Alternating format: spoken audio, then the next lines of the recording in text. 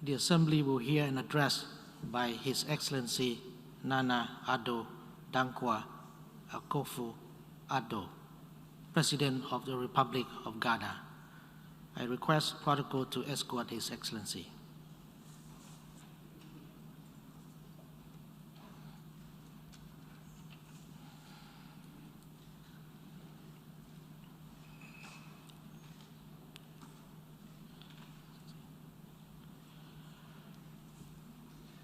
On behalf of the General Assembly, I have the honor to welcome to the United Nations His Excellency Nana Addo Dankwa Akufo-Addo, President of the Republic of Ghana, and invite him to address the Assembly.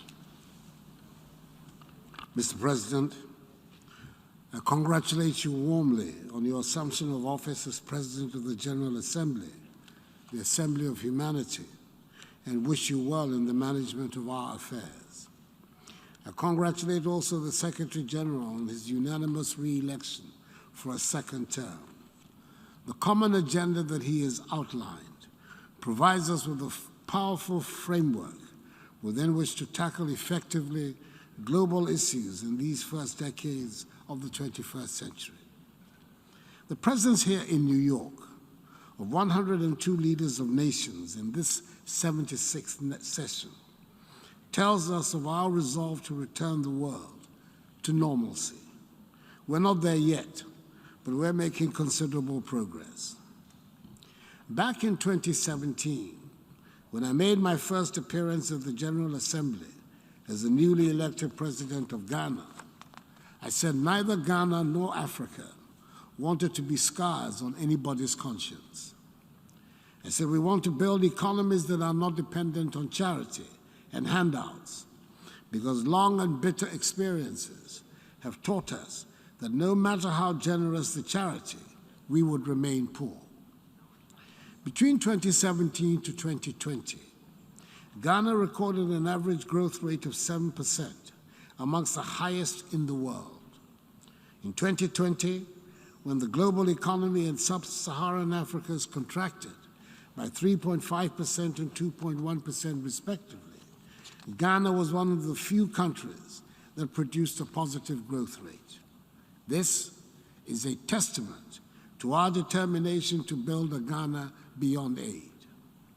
1 year on, although infection rates and deaths are relatively lower in the region, the virus's impact on economies and livelihoods has been damaging. The latest numbers from the African Development Bank indicate that African economies, which contracted by 2.1% in 2020, are yet to return to pre-pandemic levels.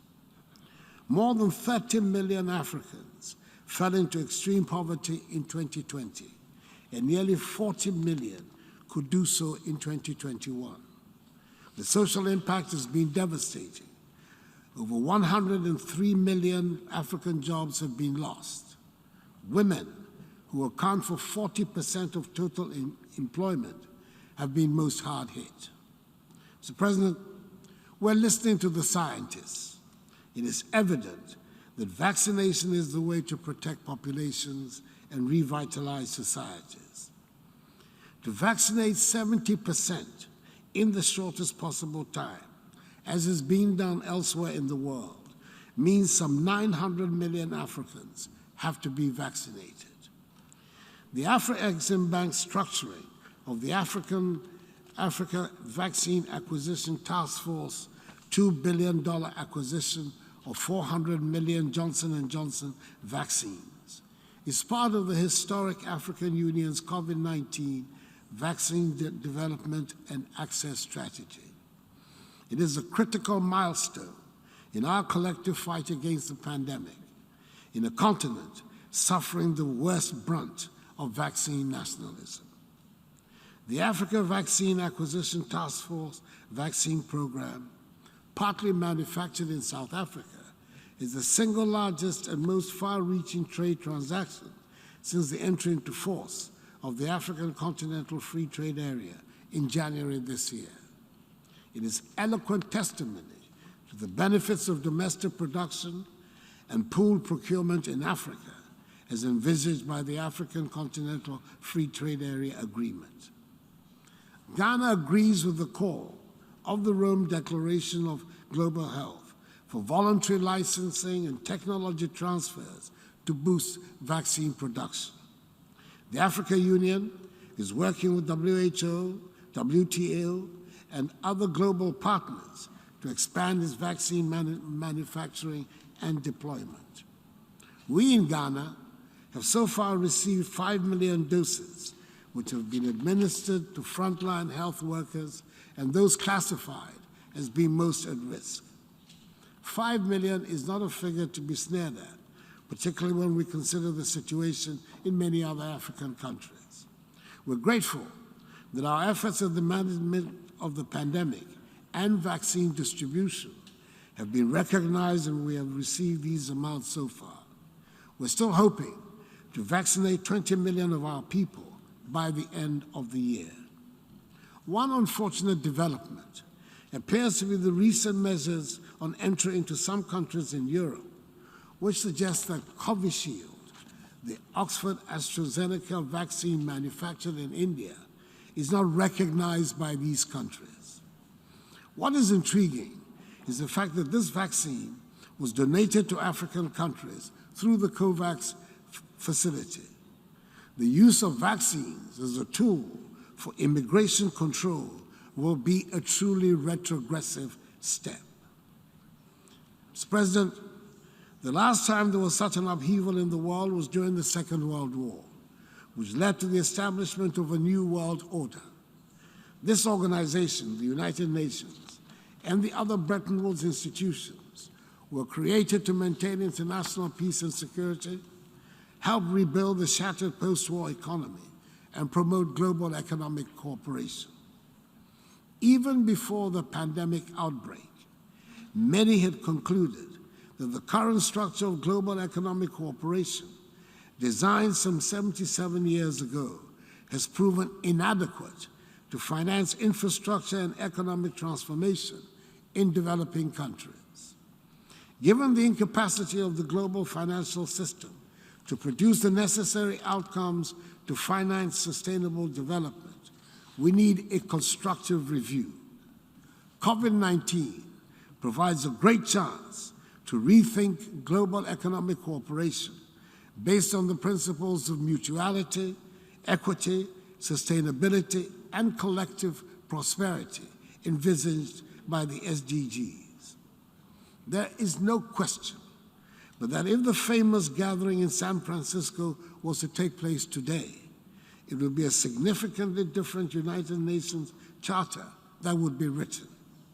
In much the same way, a World Bank or IMF or WHO that is born today would be radically different institutions from those that were set up after the World War, as many of the countries in today's world, especially in Africa and the Caribbean, were not present in San Francisco. The pandemic has also shown us that the great advances in science and technology notwithstanding, we still have a lot to learn and discover about the human body and about life. Thus far, in spite of the grisly predictions of dead bodies littering the streets of Africa, and in spite of not having as much access to vaccine as the developed world, Africa seems mercifully to have escaped the worst of the COVID death rates. And for that, we thank God. Ghana wants to share a few thoughts which we believe should form the basis for the new global cooperation. Firstly, we need to strengthen the funding of the existing global health organizations. This must include a greater, more predictable base of multilateral funding for WHO and regional centers of disease controls, which play the central roles in global health security. It will require dedicating an additional 1% of GDP to funding global health. This is an investment in a global public aid goal, not aid. Secondly, we must develop more resilient finances to build back better and for future preparedness. Across the African continent, Revenues have decreased by as much as 150 billion United States dollars, as economies are still reeling from the economic impact of the pandemic. African governments have already spent scarce reserves fighting the pandemic and providing social protection to millions of affected households. Ghana has been advocating that innovative financing must also address structural challenges beyond responding to immediate fiscal needs by providing mechanisms to facilitate investments in health infrastructure, technology, the environment, and people that would bolster resilience and equitable recovery. The IMF's unprecedented $650 billion United States SDR allocation offers a unique opportunity to provide additional financial resources to address the vast and surging inequities the pandemic has revealed and a crisis to come. Africa's allocation is some 33 billion United States dollars. If ever there was a time for an African Marshall Plan, it is now. The SDR infusion should be seized upon as a catalytic effort to leapfrog Africa to the next level of human development and ensure sustained global prosperity. African leaders have advocated for a prudent and transparent channeling of 25 to 35% of SDRs, that is $160 to $230 billion, from wealthier to vulnerable countries, $100 billion of which should be dedicated to Africa. We welcome the support of the European countries represented at the Africa Summit in France, the IMF, the G7 and G20 to some SDR redistribution. Mr. President, proceeds of channeled SDRs should fund vaccine acquisition and manufacturing, climate and green investments, and a Pan-African stability mechanism, like the European Stability Mechanism, that will safeguard financial stability on the continent. A part of the redistribution should also help fund the recapitalization of the African Development Bank and Afri-Exim Bank to support industrialization, private sector job creation, and the African Continental Free Trade Initiative. Thirdly, we must reposition key multilateral organizations and international financial institutions such as the United Nations, the other Bretton Woods institutions, and the G20 to reflect inclusiveness, support country investments in global public goods, and ensure fast-track financial support to build back better and prepare for future pandemics. For instance, the key to the G20's effectiveness is that it achieves representative coverage of the global population and economy with a diversified enough number of leaders at the table to enable speed and flexibility in deliberation and decision-making. Admitting the African Union to an expanded G21 would have the same galvanizing effect within Africa that the EU's participation in the G20 has within Europe, strengthening policy coordination and coherence across the 54 African economies.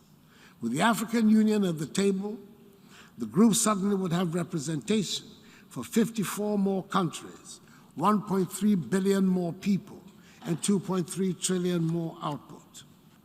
This extraordinary increase in representation will add just one seat to the table and about 10 minutes to the discussion. However, it will redefine global policy coordination to enable a more prosperous, inclusive, and sustainable world to emerge. Fourthly, we in Africa are as committed as any to the fight against climate change. We believe, however, that the fight is better advanced if we're able to maintain the crucial balance between economic, political, and environmental imperatives, positions that we will be articulating in Glasgow at the COP26 conference, which should form part of the new global compact. Lastly, now more than ever, we must defend democracy, constitutional rule, and human rights in the world. In the last 24 months, we've witnessed assaults on democracy around the world, sometimes even in developed countries where we had assumed that a consensus on the democratic form of governance had been established.